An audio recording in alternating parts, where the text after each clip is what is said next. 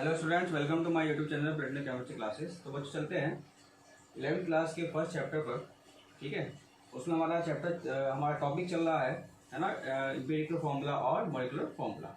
हम कल डिस्कस कर चुके थे कि एम्पिरिकल फार्मूला क्या होता है और मॉलिक्यूलर फार्मूला क्या होता है। तो कुछ एक दो क्वेश्चन कर चुके थे, एक क्वेश्चन कर चुके थे। अब हम आगे नेक्स्ट क्वेश्चन करते हैं। इसमें हमें डिटरमाइन करना है मॉलिक्यूलर फार्मूला।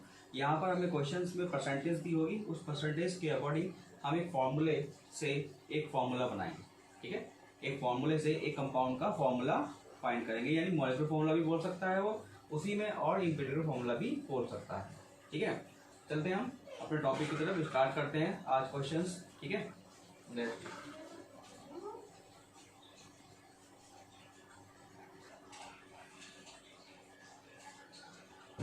चलिए बच्चों चलते हैं हम टॉपिक पर।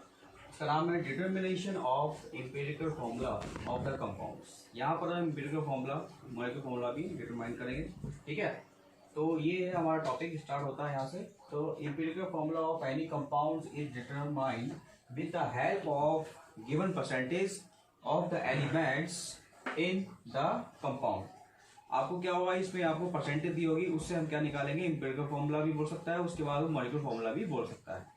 ठीक है, तो आप देखिए यहाँ पर जो हमारे पास है एलिमेंट, ये हमारे पास एक टेबल है ना। इस टेबल यानी इसी फॉर्मूले के अकॉर्डिंग हम क्या करेंगे, ये करेंगे क्या, हम फॉर्मूला जनरेट करेंगे। तो सबसे पहले आता है एलिमेंट, जो आपके क्वेश्चन में एलिमेंट दिए रहे होंगे। उसके बाद आता है परसेंटेज, उनकी परसेंटेज दी रही होगी। उसके बाद आता है number of atom of element, किस तरीके से निकालेंगे इसमें परसेंटेज, जो आपको परसेंटेज दी होगी कंपाउंड यानी एलिमेंट्स की, उसका आपको निकालना पड़ेगा एटॉमिक मास। ठीक है, फिर रिलेटिव रेशियो ऑफ एलिमेंट्स, फिर number of atom upon lowest value, उसके बाद relative ratio multiply lowest number of elements. ठीक है, तो इसके बाद ये डिस्कस करेंगे हम इस फॉर्मूले में। ठीक है, इसके बाद हम क्वेश्चन करा रहे हैं। ठीक है, क्वेश्चन कराने में आपको पता चल जाएगा कि इसका यूज कैसे होगा।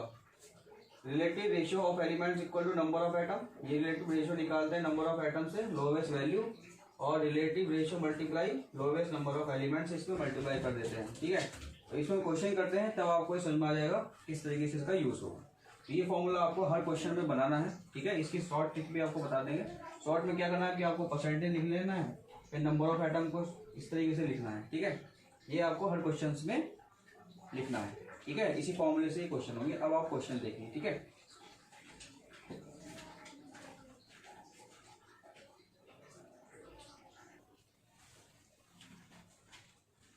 चलिए बच्चों क्वेश्चन करते हैं इस पे। ठीक है, हमारे पास क्वेश्चन है हाइड्रोकार्बन कंटेन 80%। हाइड्रोकार्बन यानी हाइड्रोकार्बन में क्या होगा, C और H। हाइड्रोकार्बन किसे कहते हैं, जो हाइड्रोजन और कार्बन से मिलकर बनते हैं, वो हाइड्रोकार्बन कहलाते हैं। ठीक है, तो कार्बन कंटेन 80% कार्बन, एक molecular formula mass of hydrocarbon is 30, then calculate its EF and MF। ठीक है, अब इसका यूज करना सिखाता हूं मैं आपको। ठीक है, अब हमारे पास इस क्वेश्चन में हाइड्रोकार्बन बोल दिया, तो हाइड्रोकार्बन में क्या होता है, कार्बन और हाइड्रोजन होता है। ठीक है, तो हाइड्रोकार्बन का मतलब यहाँ पर कार्बन C और यहाँ पर H। ठीक है, यहाँ पे कार्बन C हो गया और यहाँ पे H ले लिया। ठीक है, परसेंटेज ऑफ एलिमेंट्स और वेट, तो देखिए कार्बन कितना दे रखा है, कार्बन आपको 80 दे रखा है। तो आंसर कार्बन परसेंटेज दे रखी है 80%, तो हाइड्रोजन की कितनी होगी, हाइड्रोजन परसेंटेज 100 माइनस के 80, क्या बचा 20%। ये आपको भी करना पड़ेगा। इसमें कुछ ऐसे होंगे कि इसमें 3 दे दिए, तो 3 में से आपको 2 दे देता है, 2 में से 2 के ऐड करने पे आप 30 निकालना पड़ेगा आपको। ठीक है, तो यहाँ पर हमारे पास आ गया कार्बन कितना है, 80% है, और ये आपका कितना है 20%। ठीक है, और क्या समझे। अब आगे चलते हैं, नंबर ऑफ एटम कैसे निकालते हैं। तो नंबर ऑफ एटम निकालने के लिए परसेंटेज क्या है 80, और कार्बन का वेट कितना होता है, कार्बन का एटॉमिक मास कितना होता है 12। ठीक है, इसको हम डिवाइड करेंगे, हम 2 से कर लेते हैं, 12 हो गया। चलो इसको डिवाइड कर लेते हैं, और उसके बाद आएगा 20 डिवाइड बाई 1, ये तो आ जाएगा 20 आपका। ठीक है, अब ये कितना आ जाएगा 2 4 4 2 8 4 3 तो 20/3, और 3 6 ठीक है, 3 6 ये आ जाएगा अब। ठीक है बच्चों, तो यहाँ पर ये आ जाएगा।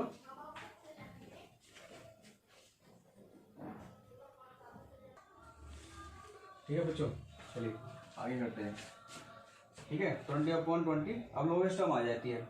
अब यहाँ पे नंबर ऑफ एटम और लोवेस्ट वैल्यू क्या करें, तो इसको ऐसे ही रहने देते हैं, यानी 80/20 है, सॉरी 12 है, तो 4 2 एंड 4 3 तो हम इसको इतना ही रहने देते हैं, है ना।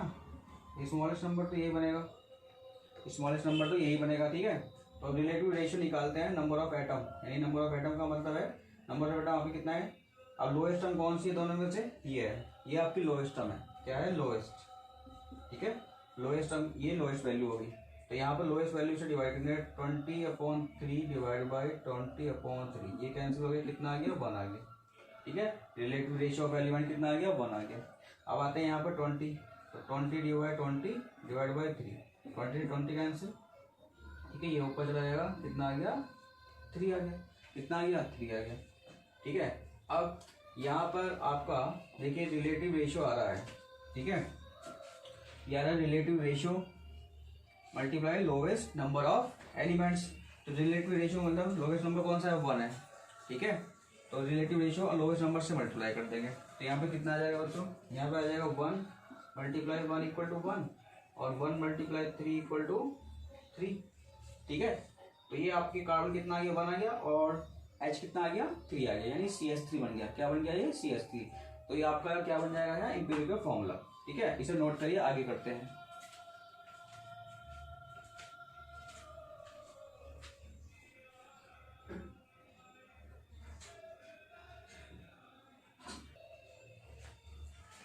तो बच्चों वहां पर हमारे पास एम्पिरिकल फॉर्मूला और उससे बन जाता है, एम्पिरिकल फॉर्मूला बन जाता है CH3 और इसका आपके पास जो molecule EFM molecule formula mass से होगा 12 + 3 यानी कितना हो जाएगा 15 हो जाएगा।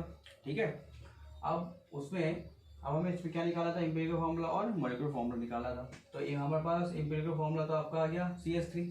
ठीक है, अब मॉलिक्यूलर फॉर्मूला कैसे निकलेगा, अब देखिए N equal to molecular formula mass upon empirical formula mass. तो आपको मॉलिक्यूलर फॉर्मूला मास जो दे रखा है उसमें दे रखा है 30, तो N की वैल्यू यहाँ से निकाल लेंगे, यानी इसमें वैल्यू पुट कर लेंगे 30/15, 15 2 30, तो N की वैल्यू कितनी आ गई 2।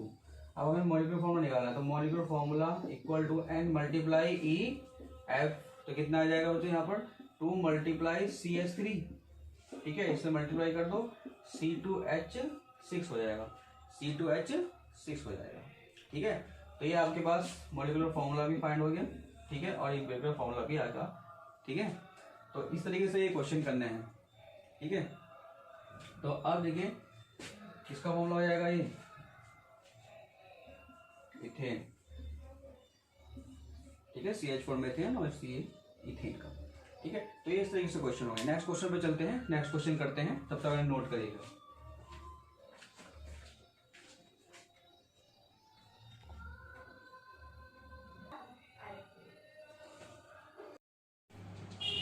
चलिए बच्चों नेक्स्ट क्वेश्चन करते हैं। हमारे पास नेक्स्ट क्वेश्चन है यहाँ पर, ए compound of carbon hydrogen and oxygen contains 52.2% of carbon and 13% of hydrogen, determine EF of compound, determine EF of compound. तो देखिए कंपाउंड हमारे पास लिखा है कार्बन हाइड्रोजन, यानी कि कंपाउंड है जो किससे मिलकर बना हुआ है, कार्बन हाइड्रोजन और ऑक्सीजन से मिलकर बना हुआ है। कंटेन इसमें कंटेन 52.2% आपके कार्बन है। कार्बन कितना है, कार्बन 52.2% है, और इसमें जो हाइड्रोजन है,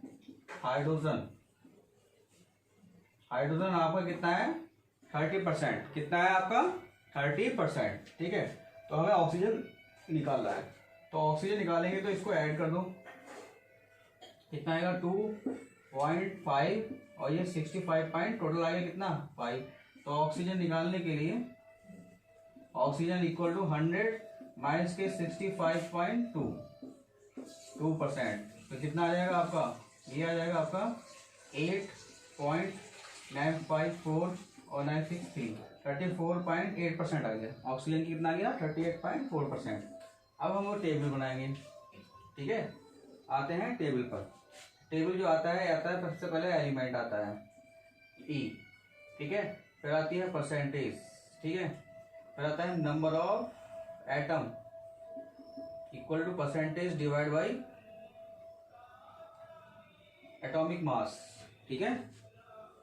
नंबर ऑफ एटम निकालने के लिए परसेंटेज बाई एटॉमिक मास, ठीक है। ये है आपकी टेबल, ठीक। अब आगे आता है आपका रिलेटिव RLB, रिलेटिव रेशियो, ठीक है। Relative ratio equal to number of atom divide by आपका आएगा लोएस्ट, ठीक है। उसके बाद आएगा RLR मल्टीप्लाई लोएस्ट, ठीक है। लोएस्ट से मल्टीप्लाई कर देंगे। अब कार्बन हमारे पास क्या क्या आ गया यहाँ पर, ये देखो, कार्बन है, ऑक्सीजन है, हाइड्रोजन है, ठीक है। कार्बन हो गया, ऑक्सीजन हो गया, हाइड्रोजन हो गया, ठीक है। अब आते हैं यहाँ पर, कार्बन कितना है 52.2%, ये आपका ऑक्सीजन 60 कितना आ गया 34.8%, 34.8% ये है, हाँ 34.8%। और ये कितना आपका 30।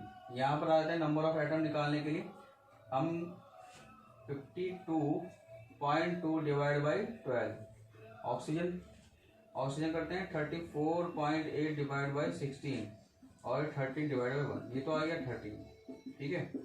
अब इनकी डिवाइड करते हैं, तो देखो इनकी डिवाइड तो पॉइंट्स में आएगी, अगर हम करते हैं तो इनकी डिवाइड आएगी 4.35, इसकी आएगी 4.35 और इसकी आएगी आपकी, ये आएगी 2.17, कितनी आएगी 2.17 आएगी, ठीक है। अब लोएस्ट टर्म इसमें कौन सी है, ये है 2 पॉइंट, है ना, तो इसे डिवाइड करेंगे 4.35 डिवाइड बाई 2.17, ठीक है। 2.17 इक्वल टू 1 आ जाएगा, और 13 डिवाइड बाई 2.17 इक्वल टू, यहाँ पर देखते हैं कितना आया, ये आ जाता है आपका 2, अप्रोक्सीमेटली आप 2 मान लेते हैं, है ना। अगर पॉइंटों में आता है तो इसको 2 मान लेते हैं पूरा पूरा। अब ये आता है आपका कितना ये आपका आता है 6, है ना, 6 के उसके अकॉर्डिंग आता है, ठीक है। तो ये आपका आ गया, ठीक। अब यहाँ रिलेटिव, अब यहाँ 2 मल्टीप्लाई 1 इक्वल टू 2, और यहाँ पर ऑक्सीजन आ गया तो 1 मल्टीप्लाई 1 इक्वल टू 1, ठीक है, 1 आ गया। उसके बाद आ गया 6 मल्टीप्लाई 1 इक्वल टू 6। तो अब हमें इंपीरियल फॉर्मूला बनाना है, ठीक है बच्चों, क्या बनाना है, इंपीरियल फॉर्मूला। तो इसमें पूछा है हम पे कि determine the imperial formula of compound, ठीक है।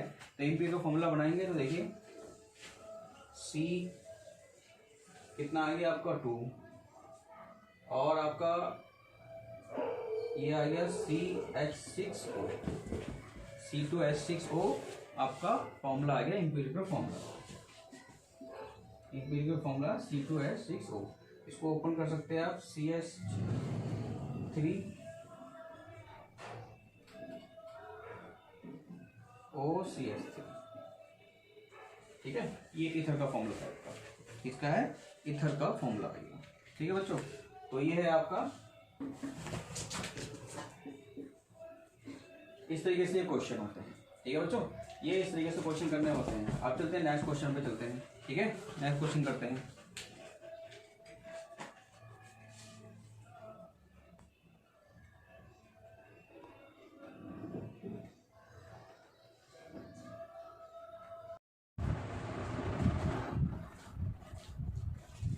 चलिए बच्चों नेक्स्ट क्वेश्चन करते हैं, ठीक है। हमारे पास नेक्स्ट क्वेश्चन है, ए compound of potassium, chromium and oxygen contain 26.6% potassium, 38% oxygen, and if molar mass of compound 234, then calculate its molecular formula and empirical formula। अब ये क्वेश्चन करते हैं हम, ठीक है। तो देखिए सबसे पहले इसमें आपको दे रखा है पोटेशियम, क्रोमियम और ऑक्सीजन, ठीक है। हम पहले नोट करेंगे किस किस की वैल्यू आपको दे रखी है, किस किस की परसेंटेज आपको दे रखी है, यहाँ पर हम नोट करेंगे। देखिए आंसर स्टार्ट कर रहा हूं मैं यहाँ पर, ठीक है। तो आपको पोटेशियम दे रखा है, पोटेशियम पोटेशियम परसेंटेज आपको 26.6% दे रखी है। कितनी दे रखी है? 26.6%। अब आगे आते हैं ऑक्सीजन। जो आपको ऑक्सीजन दे रखा है, ऑक्सीजन की परसेंटेज आपको दे रखी है 38%। कितनी दे रखी है? 38%। ठीक, अब इनको ऐड कर लेते हैं। ऐड करने के बाद 0.6, ये कितना है? 14,356, 64.6। तो क्रोमियम Cr की परसेंटेज हम निकालेंगे तो 100 माइनस के 64.6 वैसे माइनस कर देंगे तो ये आ जाएगा 4.945, यहाँ पर आ जाएगा, ये आ जाएगा 35.4% आ जाएगा आपका क्रोमियम। ठीक है, आगे बढ़ते हैं, इससे आगे की तरफ चलते हैं। ठीक है, आगे चलते हैं, क्या टेबल बनाते हैं? एलिमेंट, ये तो आपका आ गया एलिमेंट, ई लिख देते हैं इसको, ई एलिमेंट होता है। और ये आ गया परसेंटेज। ठीक है, ये number of atoms, number of atoms निकालना आपको आ गया है कि equal to percentage divide by आपका एटॉमिक मास। ठीक है, एटॉमिक मास आ गया है। ठीक, उसके बाद आपका आता है यहाँ पर, ये आता है relative ratio, RR, relative ratio. ठीक है, इक्वल टू, ये आपका आएगा नंबर ऑफ एटम अपॉन, ये आपका आएगा लोएस्ट, फिर R मल्टीप्लाई यानी relative ratio, relative RR multiply lowest value. ठीक है, तो अब यहाँ नोट करेंगे। देखिए, जैसे क्वेश्चन में दे रखा है पोटेशियम, क्रोमियम, ऑक्सीजन। ठीक है, तो उसी तरीके से हम नोट कर लेंगे यहाँ पर। देखिए, पोटेशियम, क्रोमियम और ऑक्सीजन। ठीक है, अब ये तो आपको कुछ याद आ रहा होगा कि ये कौन सा फॉर्मूला होगा। ठीक है, अब देखिए यहाँ पर स्टार्ट करते हैं। परसेंटेज आपको दे रखी है यहाँ पे 26.6, ये आपकी कितने दे रखी है? 35.4, और आपको दे रखा है ऑक्सीजन की 38। कितना दे रखा है? 38 दे रखा है। तो यहाँ पर हम कर रहे हैं डिवाइड इसको, 26.6 डिवाइड बाई किसका होता है? 39। इसका पोटेशियम में कितना होता है? 39। ठीक है, ये पॉइंट है यहाँ पर। ठीक, उसके बाद आते हैं 35.4। ठीक है, उसके बाद 38 डिवाइड बाई 16। ठीक है, अब यहाँ पर जो क्रोमियम है,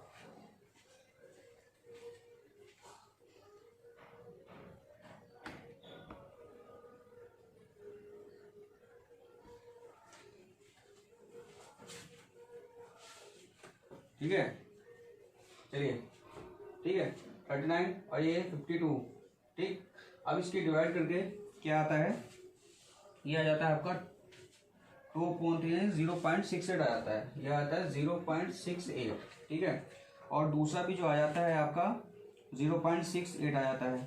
कितना आता है? 0.68, ये भी डिवाइड करके इतना आ जाता है। और थर्ड जो आता है वो आपका आता है 2.4, ये आता है 2.4। अब इसमें आगे नंबर ऑफ एटम आ गया आपके 0.68 और लोवेस्ट टर्म आपकी यही है 0.68 इक्वल टू 1। ये आएगा 0.68 अपॉन 0.68 इक्वल टू 1, कैंसिल हो गया, तो कितना आ गया? 1 आ गया। फिर आता है नेक्स्ट, क्रोमियम के नीचे आता है ऑक्सीजन। ठीक है, तो ऑक्सीजन कितना है आपका? 2.4, ये आएगा 0.68। ठीक है, तो इसकी डिवाइड करके आ जाता है आपका ये 3.5 आता है। कितना आता है? 3.5 आता है। ठीक है बच्चों, तो यहाँ पे 1 multiply 1 equal to 1, 1 multiply 1 equal to 1, और 35 मल्टीप्लाई इक्वल टू क्या आएगा? 3.5। ठीक है बच्चों, तो यहाँ पर ये हमारे पास इंपीरिकल फॉर्मूला बन जाएगा। ठीक है, इंपीरिकल फॉर्मूला बनाता हूं मैं, पहले आप इसको नोट करिए, आगे बनाते हैं।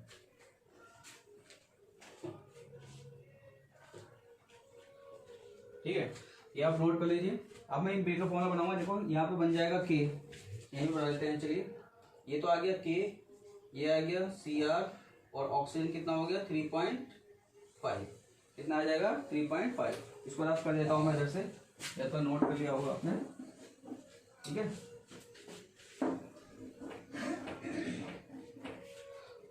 ठीक, तो क्वेश्चन भी रफ कर देता हूँ आपको।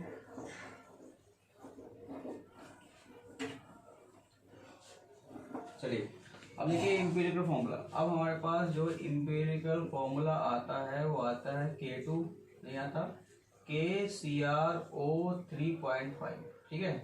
अब इसका मैं EFM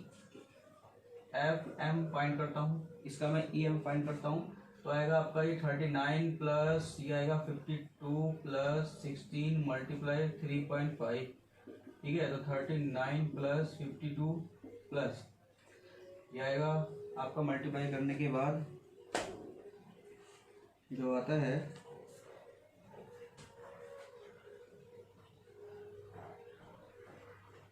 आपका आएगा ये 294 नहीं आएगा, इसको आप कैलकुलेशन कर लेते हैं यहाँ से, और यहाँ मल्टीप्लाई करता हूँ मैं,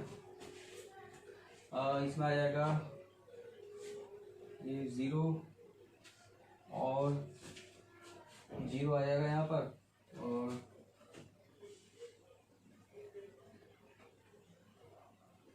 56, ठीक है 56 ही आएगा। इसको मैं कर लेता हूँ ऐड, ये आपका आ जाएगा 628 9 7 और 5 3 8 8 और 5 आपका 13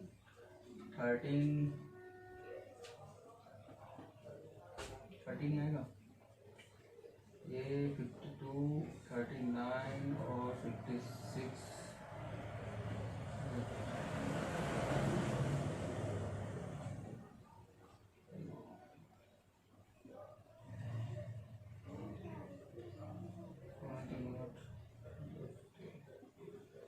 147 आएगा, ठीक है।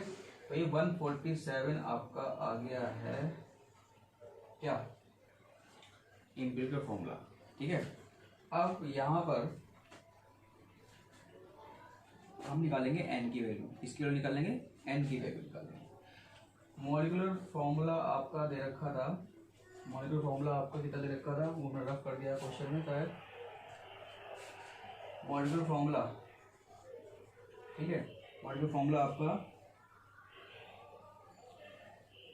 294 है, वो क्वेश्चन में 294 कर लेना आप, 294 होगा, ठीक है। वहाँ पर मैंने आपको जो क्वेश्चन में लिखवाया वो 234 लिखवाया शायद, आप उसमें 294 कर लेना, ठीक है 294। तो हम n की वैल्यू फाइंड करेंगे, तो MFM अपॉन EFM, तो यहाँ पर 294 डिवाइड बाई 147 डिवाइड बाई आ जाएगा 2, तो n की वैल्यू आपकी कितनी आ जाएगी 2, कितनी आ जाएगी बच्चों 2 आ जाएगी, ठीक है। 2 आने के बाद आगे पढ़ते हैं क्वेश्चन में इसी में, ठीक है। 2 आने के बाद हमारे पास एक फॉर्मूला है मॉलिक्यूलर फॉर्मूला बनाने का, n मल्टीप्लाई EF, ठीक है। तो 2 मल्टीप्लाई ये आएगा KCrO 3.5, तो यहाँ पर आ जाएगा K2Cr2O 7, ठीक है। ये है पोटेशियम डाइक्रोमेट, ठीक है, पोटेशियम डाइक्रोमेट का फॉर्मूला है, ठीक है। तो ये आपका क्वेश्चन होते हैं, यहाँ पर खत्म होते हैं, फिनिश होते हैं, ठीक है बच्चों। तो अब हम नेक्स्ट टॉपिक पे चलेंगे, जो नेक्स्ट टॉपिक इसका नेक्स्ट पार्ट आता है वेरी वेरी इंपॉर्टेंट, आपका मोल कॉन्सेप्ट आता है, जिसमें हम कुछ मोल कंसंट्रेशन टर्म्स के बारे में डिस्कस करेंगे, ठीक है। वो हम नेक्स्ट वीडियो में डिस्कस करेंगे। Thank you.